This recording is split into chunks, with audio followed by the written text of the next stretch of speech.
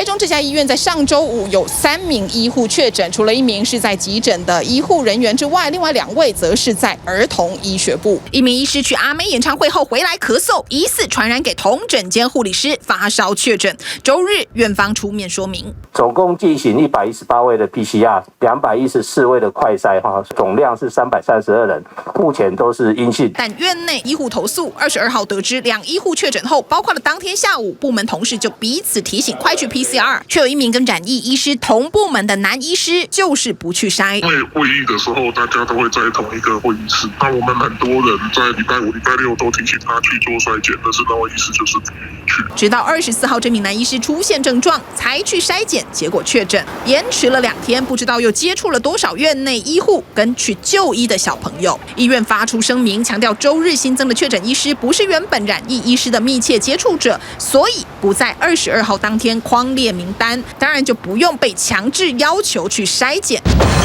问题来了，那医院匡列的医师 PCR 结果初步都是阴性，怎么反而没被匡列筛检的医师确诊了？